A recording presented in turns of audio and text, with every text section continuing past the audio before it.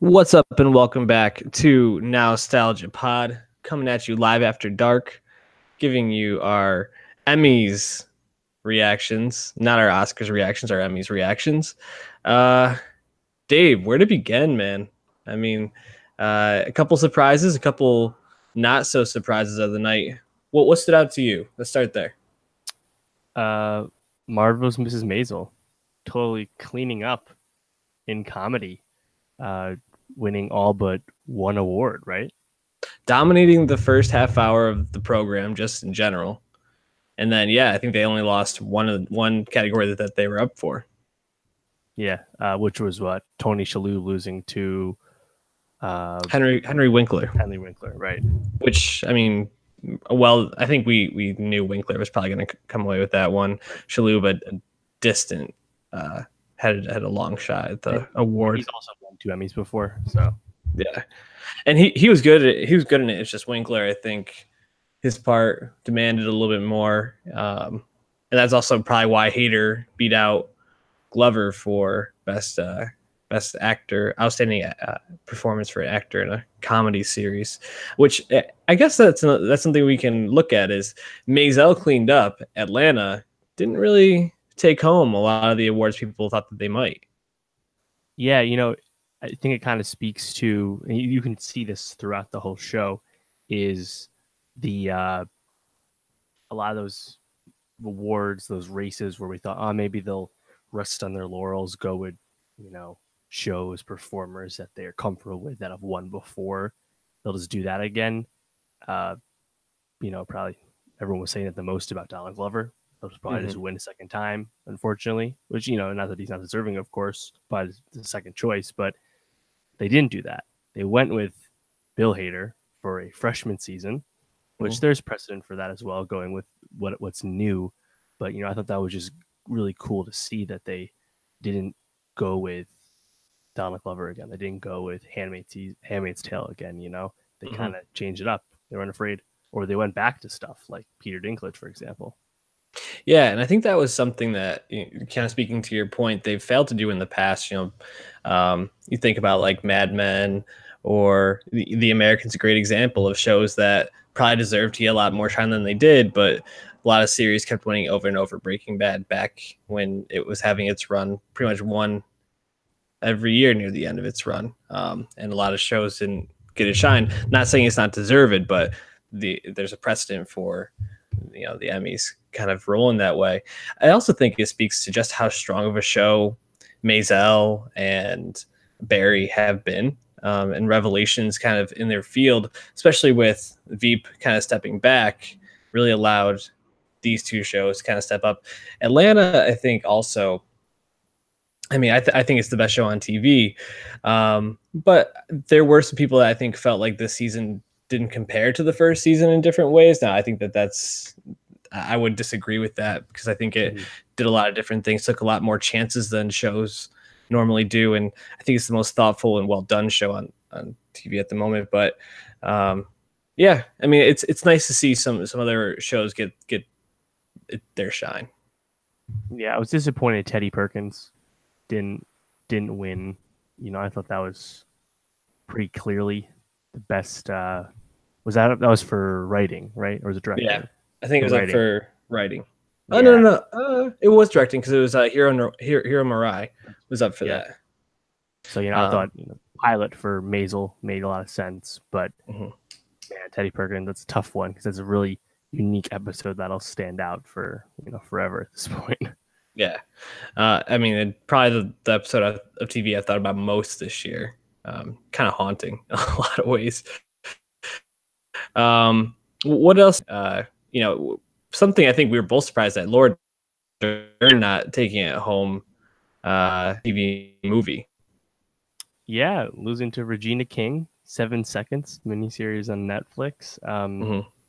Didn't expect that for sure. I mean, people love Regina King, but you just thought HBO would have had that in the bag. They didn't have Big Little Lies this year.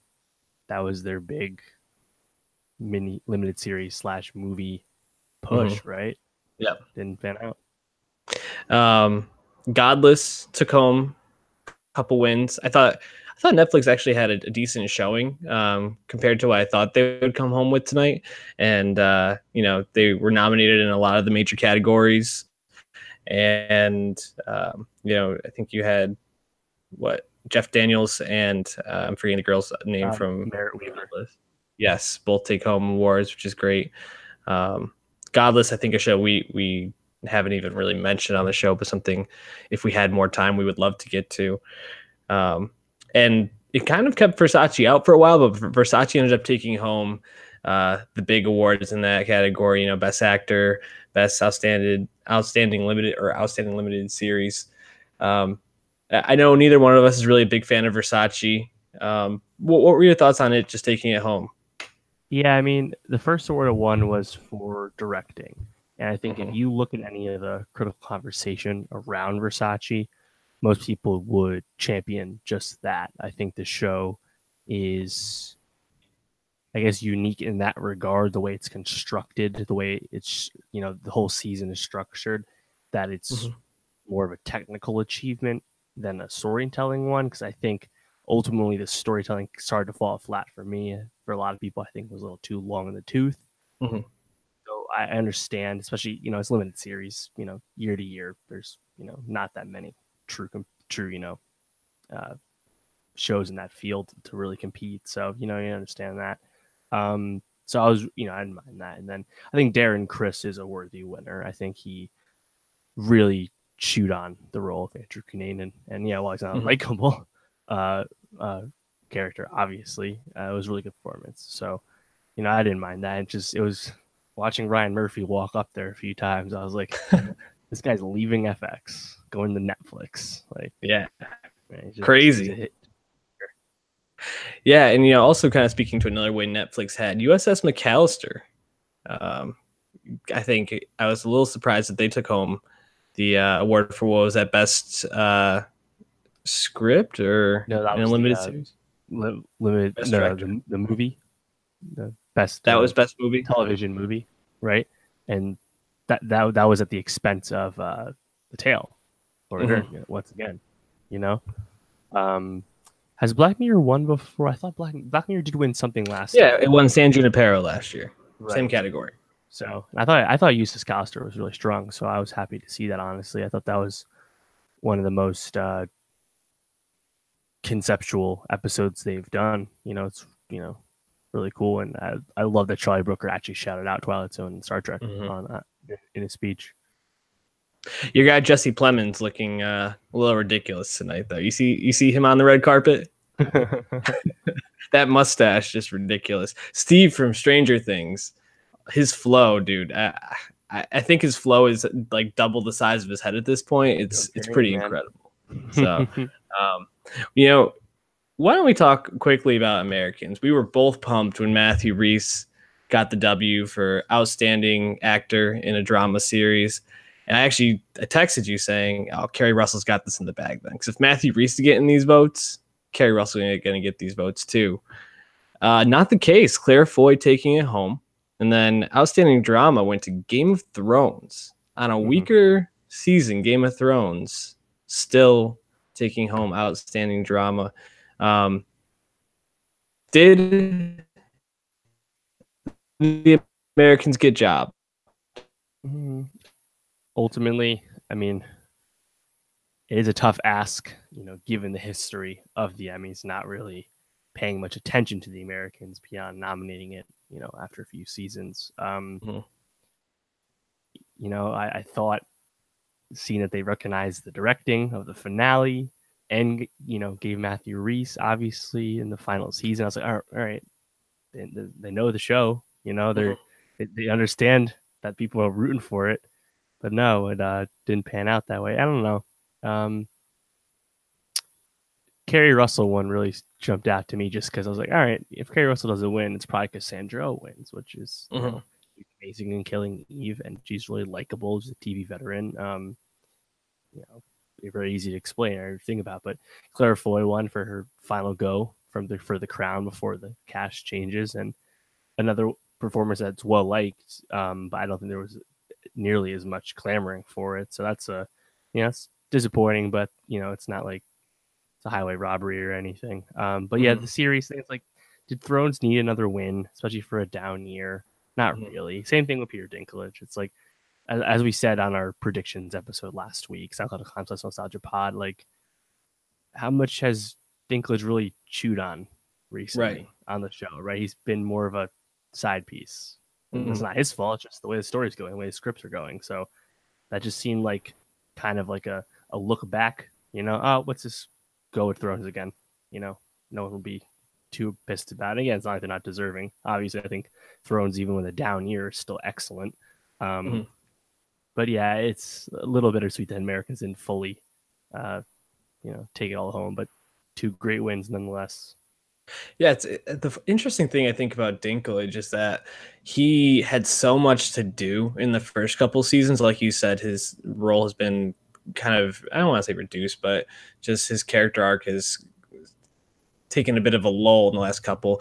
Whereas someone like Jamie has had a lot to do in the last couple of seasons, I feel like, especially with what's happening with the Lannisters and with Cersei's rise to power and his kind of role and everything that's happening. I feel like his performance might have been some one to recognize rather than Tyrion. But, it is what it is. Thrones, I mean, I guess, no, like you said, no one can get mad at it, but I really think Americans should have gotten that nod, especially kind of landing the plane in the final season, having an ending where people were generally pleased with it. I was a little disappointed with that outcome. Why don't we just do you have any other thoughts before we kind of go to winners and losers of the night? No, let's keep moving. All right. So why don't we start with losers? Who do you got for losers tonight? I mean, I guess Atlanta. You kind of got to go with Atlanta overall.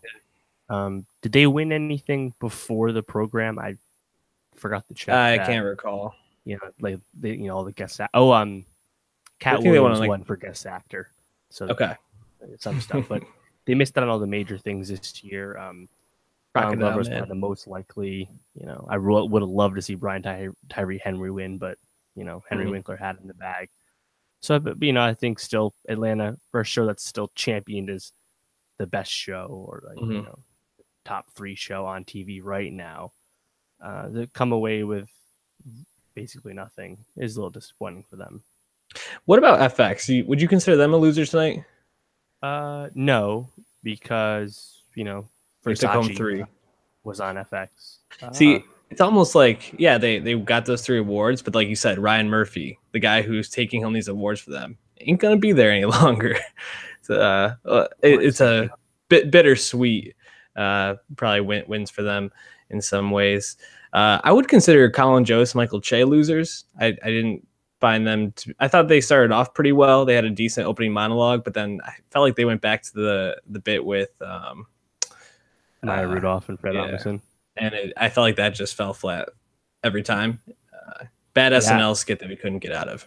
Yeah, I thought I thought they were fine in the beginning. I actually really liked the self-deprecating nature that they were discussing, using that lens about the Emmys. I like that a lot. But then their presence just kind of faded away throughout the show. And like you said, I think going back to the Maya Rudolph bit with Fred Armisen, it's like diminishing returns. Like I thought the first time they did it was funny, but it was also already starting to feel a little long, and they kept going back. So it just seemed like, we could have probably went with James Corden, like he would have been a lot better. But Lorne Michaels produced this. He went with 2 of his guys, so it's not surprising. But I thought they didn't have enough of the presence in there. Obviously, the far cry from what Jimmy Kimmel does for the Oscars every year, Right. Yeah. It's, I mean, I wouldn't put the Emmys in the same stratosphere for award shows as the Oscars, but still, it's not even really making the push with people hosting. Speaking of Corden, though, I thought when Corden came up to present whatever he presented, he had like 3 funny quips in 30 seconds. Quick. He really laughed at that, Yeah, Corden's electric, man. I would like to see him get some more hosting gigs. I'm sure he will moving forward. He's a great talent. All right, why don't we wrap up with winners? I think it's obvious HBO's a winner tonight. Dinklage, Hater, Tandy Newton, which shout out that Samurai episode because I'm pretty sure that took it home for her. Thrones getting the big win, obviously. Anything else from HBO I'm missing here? I think that was that's it. the major stuff. Yeah. Oh, Barry. Barry, obviously. Netflix, Claire Foy, Godless, John Mulaney getting a win. Regina King. I mean, it's a couple that you weren't expecting there. And I think Callister.